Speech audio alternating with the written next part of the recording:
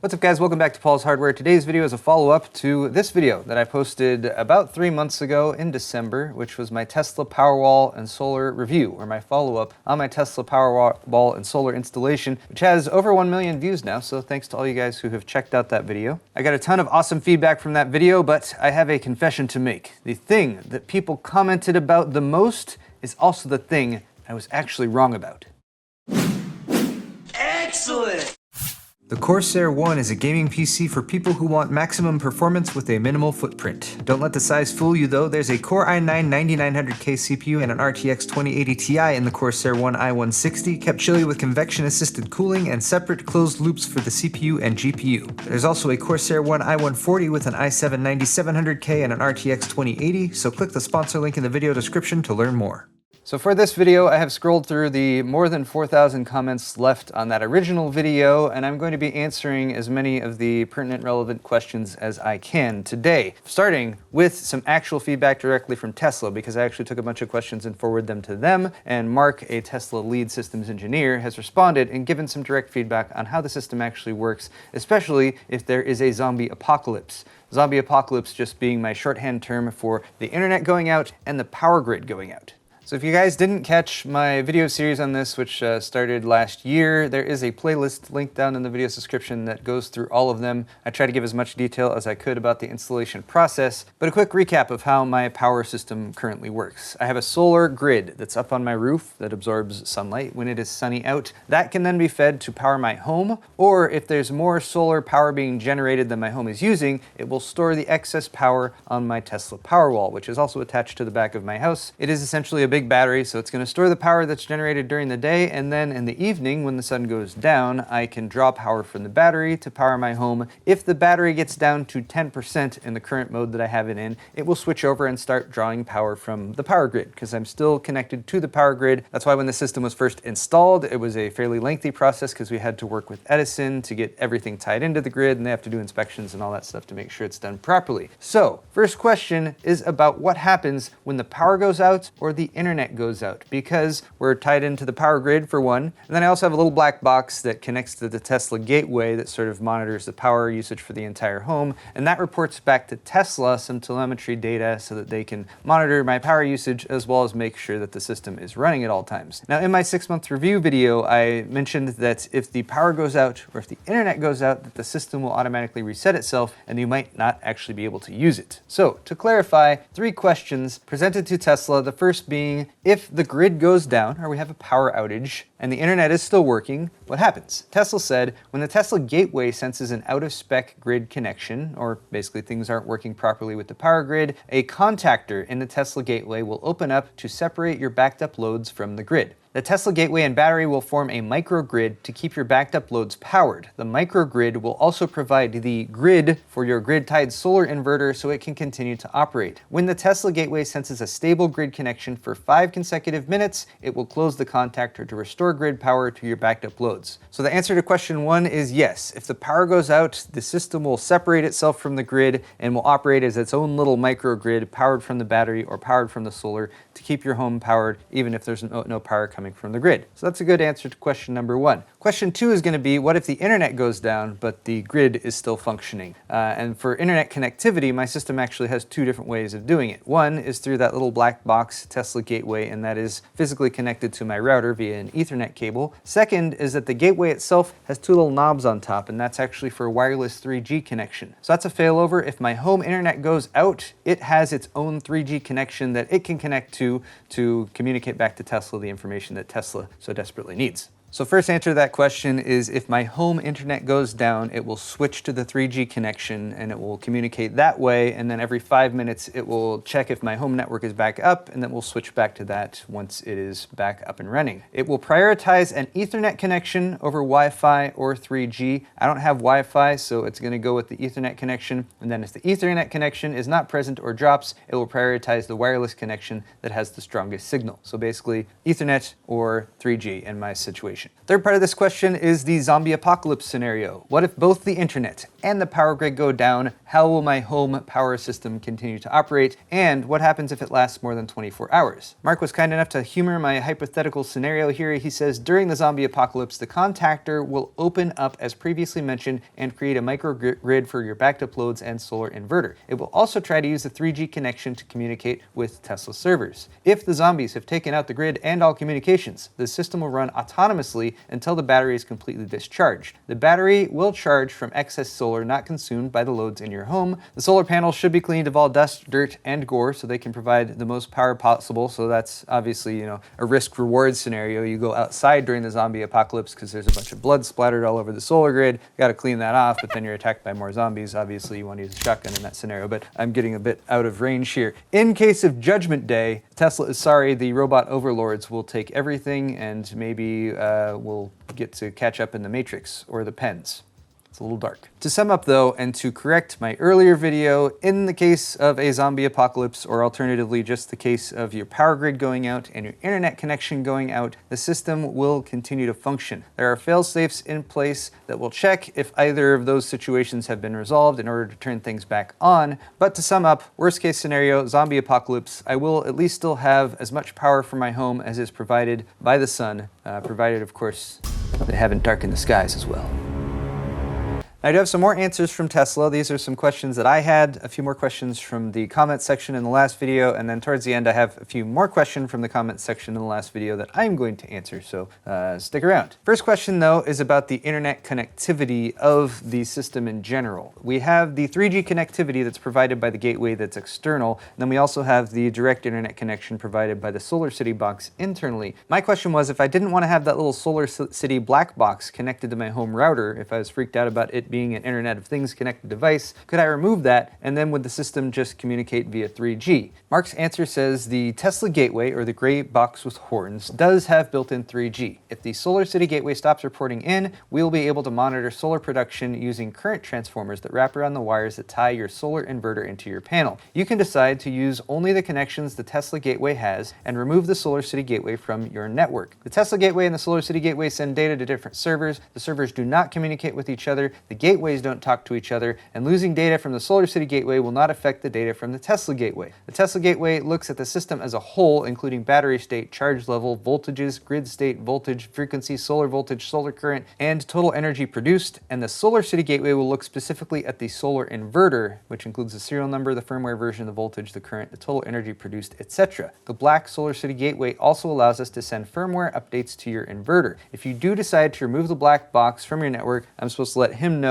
and he'll prevent unnecessary phone calls and emails about it. So the short answer would be that yes, you can remove the black SolarCity gateway from your network, but that would prevent the inverter from getting firmware updates, which may or may not be an issue in the future. Fortunately though, the Tesla gateway is still providing most of the data back, so you still will be able to monitor everything via the Tesla app. Next up, I wanted to give a quick plug to CWNE88, who did comment on my last video, and he's actually located in Australia, I believe, but he's done a bunch of very in-depth videos looking at the telemetry data that Tesla sends back to their servers, as well as doing various tests to see what happens if you block that data being sent back to Tesla, what happens in that circumstance. He actually discovered the system resetting itself after a period of time when it's not connected to the internet. So my question for Tesla here was that other users have reported the system rebooting if it goes more than 24 hours without a connection to Tesla servers. What are the consequences, and can you elaborate on the other power states the system reverts to if the grid power connectivity or data connectivity are lost? Mark's reply was that when no connection is seen for 2 hours, all interfaces, being the Ethernet, the Wi-Fi, and the 3G, are toggled, but the system will stay operational. If there's no connection for 24 hours and the system isn't backing up loads, the whole gateway is reset. This takes a few minutes, and while rebooting, the system is not available for backup. And the summation of this is that that's the first step in troubleshooting for most technology devices. Turn it off and then turn it back on. That's sort of an automated function that the system will do to try to reestablish that connection. He also says, if you decide to go off-grid from Edison, then your backed up loads will stay powered as long as your battery has charge and your solar is operating. It would be similar to how you're operating now in self-consumption mode, but with more battery usage. Tesla is okay with this. They actually have a few customers who are either entirely off-grid or just have very poor grid conditions, so they're sort of of in a off-grid situation. There are no negative consequences for being near perpetually off-grid. Just losing connection for an extended period is not bad, and then he has a few more notes that were more specifically towards me. In my situation with my 3G connection on the exterior box, the whole idea behind this is that Tesla servers are monitoring your system, and if something goes wrong, if suddenly your solar generation drops off precipitously or something like that, they are going to contact you and try to fix the situation, which I see,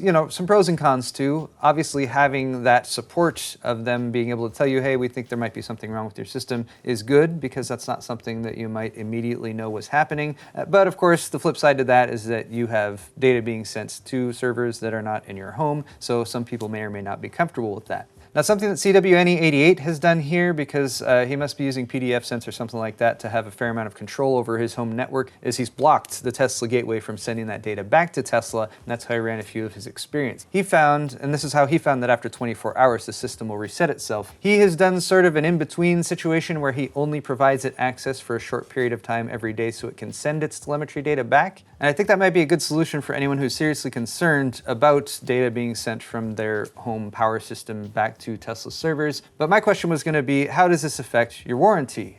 So that was my next question. If I decided to block the system's data connectivity to Tesla via any method, how would it affect the system's operation, other than the app not being able to show you the data usage anymore, because that's no longer on Tesla servers? And also, very importantly, would this affect the warranty? Mark's answer was, if the Tesla gateway was connected to your home network and you decided to block that traffic, the gateway would attempt to use 3G. If 3G wasn't available, Tesla would try to assess and alleviate any concerns to restore the network connection to the gateway. So Tesla would reach out to you and be like, hey, we noticed that we're not getting any data from your system anymore. What's the deal? If we're not able to get the connection restored, then we can't send updates to the Tesla gateway and batteries. Some updates make drastic changes to behavior and performance of the batteries, such as heat mode, and the gateway, which has communications failovers and high latency connection. While there isn't a definite duration set, refusal to connect the Tesla gateway to the internet can shorten the warranty extended to the products. Refusals are handled on a case-by-case basis. So this, to me, says they don't get people trying to do this very often. So if it does happen, they would get in touch with you. If you responded to them and be like, no, I don't want to send you guys any data, they would handle it on a case-by-case basis. So I couldn't tell you exactly what that means when it comes to shortening the warranty period, but it does appear to be something that happens seldomly enough that they're able to handle that on an individual basis. So long story short there, yes, you could block the data. Yes, it might affect your warranty, and Tesla would get in touch with you to tell you about that, or at least talk it over with you, I suppose, which doesn't seem terribly unreasonable to me. But let's move on to some other comments that I got. These are all taken from the 6-month review video, and this is just an example of one of the many comments pointing out that it's stupid if the Powerwall and solar grid doesn't work if the internet goes out. And I'm sorry that I was wrong about that, but hopefully this video has helped correct that and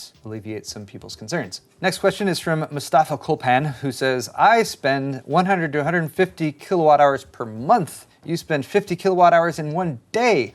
Solar panels should be enough to power our 7-store apartment. He lives in Turkey. So thank you, Mustafa, for commenting all the way from Turkey. This is, again, just one example of a comment that came through many times, people completely thinking it's preposterous and absurd that I was able to use that much power in one day. I want to point out that the 50 kilowatt hour number was for the worst day of the year. This is the worst case scenario. It was super hot outside. I was working in the home all day. Also want to point out, I work from home. There's somebody here almost all the time, which means heating and cooling concerns become an issue. So the point is, yes, I understand my usage is a bit high, but bear in mind, it's not just like normal home usage. There's a business being run out of here as well. And when we're talking about that number in particular, that was when it was really, really hot outside. Next up is SKMetal7, who says, I find it ironic that you would spend that much money on this and then completely ignore how inefficient your house is. You really should have had your house properly insulated. You'll see much better ROI and your Powerwall will last longer. First off, SKMetal7, that is an improper use of the word ironic, but I don't want to dwell on that. I want to point out this hidden video that no one has ever seen before, which was me having our attic completely re-insulated with blown-in insulation, which happened about 6 months or a year before our Powerwall was installed. I'm pointing this out just to indicate to you guys that I am aware that insulation is a concern when it comes to heating and cooling a home, and that I've invested at least some money so far. That is not to say that this house is perfect by any stretch. Again, it was built in the 60s in Southern California. Standards have changed over time, so I'm pretty sure when it comes to stuff like a proper vapor barrier, as well as insulation in the walls themselves, yes, there's more that could be done. But I do intend to have that done in the future. There's actually some work coming up on my house very soon, so I'll possibly be looking into having the injection foam done to some of the walls to help insulate that a little bit better. But also on the plus side, I do have double paned windows on all the windows that are here, so that helps a bit. And then one of the other things I need to do is go around and check egress and ingress points where I might not have proper weather stripping going on. So there's more to be done, but I have not been completely ignoring the insulation factor of this. So thank you for your comment. Next up is Glass Slinger, who says, I did not see anywhere that you figured the earnings you would make investing this installation money for the same length of time. He's estimating it to be $70,000, talking about blue chip funds, and then could I make even more if I was willing to take on some more risk? Again, there are many other comments saying like I should have just invested this money rather than spending it on this solar panel. I would counter that by saying, yes, I could have also gone to Las Vegas and thrown it all on black. When it comes to risk, there's risk in just about any investment that you might make, and I'm not going to dive into my opinions of how the stock market works or anything like that, but nobody can guarantee me that if I was just to take this money and plop it all into the stock market, that in 10 or 11 years I would suddenly be making my money back. There is also a risk that plopping the money into the solar and power grid that I have just done might also backfire at some point, but I think there's a little bit too much anticipated forward projection going on of what's going to happen in the future here, and who knows, maybe the people who said I should invest in the stock market are right. Personally, I'd rather have this practical investment in actually taking sunlight and using the power to power my home versus dropping it onto the stock market so that some financial in-between guys can bounce it around and somehow create value out of that. I don't know. I'm not a big fan of the stock market, but let's leave it at that. Next question from Grumpy Joe. He just wants to know what's my AC set to, because of course, again, heating and cooling are going to be some of the main issues when it comes to actual power usage in my home. He works in the AC business, and we crazy Americans like to turn our AC to 18 degrees Celsius. Grumpy Joe, I'm not going to call you a liar or anything, because I'm sure there are plenty of Americans who do that. But just to clarify here, our AC during the summer is usually set to 81 degrees Fahrenheit. That is 27.2 degrees Celsius. People tell me I'm crazy all the time for having it that warm, but during the summer I live in shorts and sandals, and I'm just fine with it. Also, you know, it's hot in California, but it's a dry heat. It's actually very true. I got a few questions like this one from Killicam asking why we didn't go with the Tesla solar roof versus the Tesla solar panels. I was actually aware of the solar roof that actually completely replaces your roof with solar tiles, which is pretty cool. But at least at the time when I was doing the installation, Tesla was taking a bunch of their solar roof tiles that they were producing and using them to make a massive solar array on top of one of their factories. I'm sure stuff has changed in the past year and a half or so, but just at the time, the solar roof was less available. You have to remember I was first signing up for this stuff in 2017, but that's why. SpeedFreak3082 asks, how much did this raise the value of your house? Which is a good question when you're talking about an investment. If I sell it tomorrow, would I lose anything? And there's a couple responses I've included here. One's from Derek Cora, who seems to know maybe a little bit more about me than this, because he says he works for a local residential solar installer, and he says that it most definitely would. That's somewhat anecdotal, but it seems to make sense to me. The other follow-up to that question was Diesel Ramcharger, who says it makes the house almost impossible to sell because of the solar contract and people don't want to assume the liability. That is possibly a concern if you were financing your solar array. However, I paid for everything up front, so I'm not doing any financing. That was also part of the reason I did this. When you finance it, you're paying interest charges on that, so it really cuts into the amount of savings that you get for your investment, and that's why I did it the way I did it. That also sort of ties in to this next question, represented by Caltazar, who's saying that's not how tax credits work. It means you would have, he's talking about the difference between a tax credit and a write-off. He's saying that I would be writing off $9,728, so I'd have $9,728 less taxable income. Caltazar, you are wrong. I'm sorry, but you're wrong. I just did my taxes. I would have owed X dollar amount, apply the credit, it is now that X dollar amount minus $9,728. It is not as if I earned that much less and now I'm being taxed on that much less money. That is how the tax credit works, and I also pinned a comment on that video from 3 months ago just pointing out that the federal tax credit in the US will be phasing out. It's 30% through 2019. In 2020 it goes to 26%, then 22% in 2021, and then 10% in 2022. I have one more question here that Mark provided an answer to, and it was just one that was kind of baffling me. When they installed my new power panel, it's a 200 amp panel, upgraded from the old 100 amp panel, and then it's got two sub breakers on it. One is a 100 amp breaker that goes over to the other gateway that everything in the home is connected to, and that one is backed up by the Powerwall. And there's a second 100 amp breaker, and that one is actually powering my AC units. Yet, when I monitor my power usage and the AC is on, I can tell, based on the Tesla app usage information, I can tell that my AC is drawing power from the solar or the Powerwall, not from the grid. I was just curious how that worked. Mark said that we have CTs, or current transformers, at the main breaker, which is right at the top.